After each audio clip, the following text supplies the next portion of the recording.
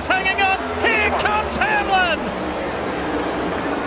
Driving that car with no power steering. Bubba's in the wall. He's fighting his boss for this win. Chase Elliott comes through on the inside. Oh my goodness, Chase Elliott! Kansas Speedway was meant to be Toyota's big moment, a clear show of strength for 2-3-1-1 racing. But instead, everything fell apart.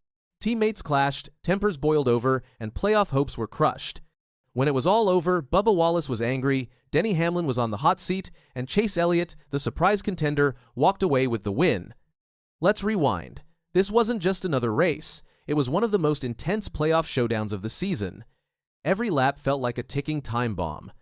Denny Hamlin was on fire, leading 159 laps, utter domination by any standard.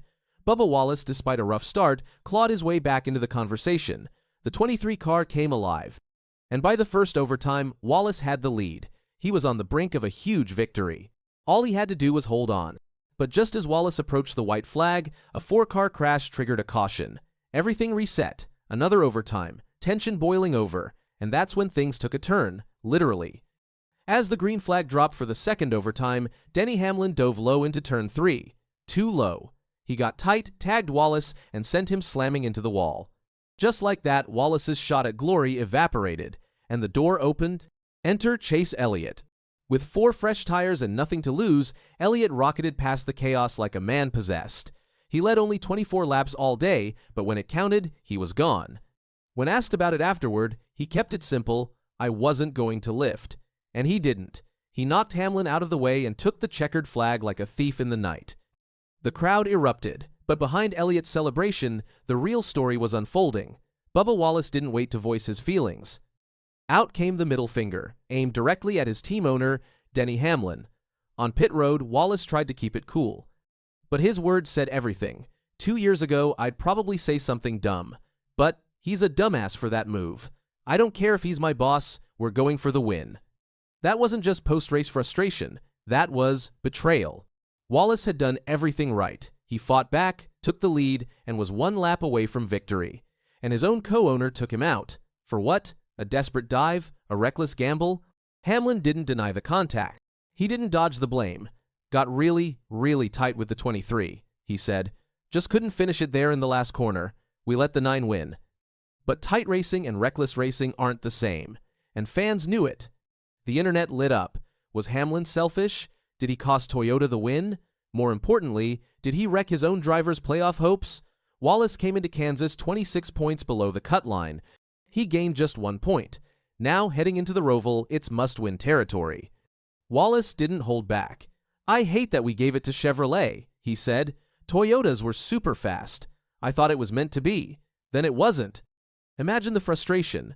Coming from the back, clawing into the lead, then getting wrecked by your own guy. Then having to explain it while cameras are rolling, fans are watching, and playoff dreams are slipping away. But Hamlin wasn't done talking either. Instead of staying quiet, apologizing, and moving on, Denny went on the offensive. First stop, Twitter.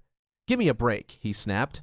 He wasn't buying the fan theories that painted him as careless. He claimed he was off the gas and on the brakes 100 yards before Wallace. He blamed the aero situation. He said his team, the 11, deserved that win. He had no power steering. He was muscling a stubborn car. And still, he made the dive. Still made the contact. In his eyes, it wasn't recklessness, it was desperation. But to Bubba Wallace, it was betrayal. This wasn't just a racing incident. This was a fracture. A public crack in 2-3-1-1 racing. Wallace is the face of the team. Hamlin is supposed to be the mentor, the boss, the leader. But what happens when the boss races like a rival? When the guy who signs your checks sends you into the wall? That hit wasn't just about lines, it was about trust. And Bubba lost his. The finger, the words, the body language, all of it screamed betrayal. Wallace didn't just lose a race, he lost faith. And fans took sides instantly. Some backed Bubba, others sided with Denny. But one thing was clear. Nobody was talking about Chase Elliott. He won the race. He punched his ticket to the round of 8. But his win was buried beneath a mountain of drama. Elliott saw an opening and pounced, cold-blooded, calculated. While 23 and 11 were at war, 9 was already gone. He didn't just sneak through, he blew past. It was opportunism at its finest. No drama, no apology, just results. Denny Hamlin? He wanted this one bad. It would have been win number 60, tying Kevin Harvick. That's legacy-level stuff. That's all-time great talk. Instead, he left with a wrecked car, a furious driver, and a PR disaster. Wanted it a little too hard, he admitted. But the hardest part? What it cost, Bubba. Wallace entered Kansas needing a miracle. He nearly pulled it off. After a terrible start to the race, he fought his way up front. He had it, and then it was gone. He walks away with just 1 point, a ruined car, and a must-win scenario at Charlotte's Roval, a track notorious for chaos. And now, Wallace isn't just racing for a playoff spot. He's racing his own emotions, anger, frustration, disbelief, toward the very guy who's supposed to have his back. Can they patch it up? Maybe. NASCAR teams have weathered worse. But this wasn't a quiet misunderstanding. This was a meltdown. Public, loud, emotional. And it's got people asking, is 2-3-1-1 racing cracking under pressure? Chase Elliott didn't just win a race. He may have detonated a team. As the final race of the round of 12 looms, the tension is unbearable. Bubba Wallace is hanging on by a thread. Denny Hamlin is fighting off critics from all sides. Toyota went from dominant to devastated. And fans? They're still arguing over what really happened. Was it just hard racing? Or did Denny Hamlin throw away his team's future chasing his own legacy? And don't forget what this means for NASCAR at large. This isn't just a team crisis. This is a full-blown spectacle. The type of drama that dominates headlines, divides the fan base, and shifts the playoff narrative. One moment changed everything. Wallace now heads into the Roval with everything on the line, a track notorious for chaos. One bad corner, one wrong move, and it's over.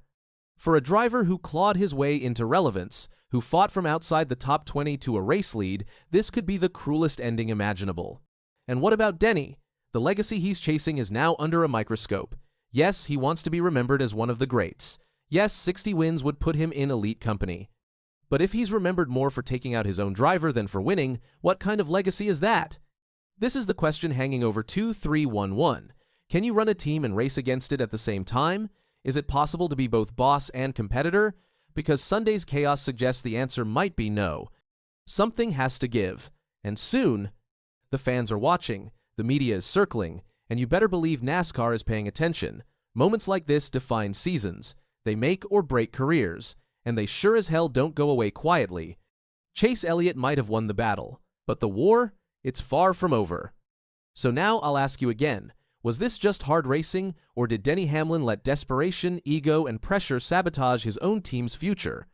Let us know in the comments, because something tells me this drama is only getting started.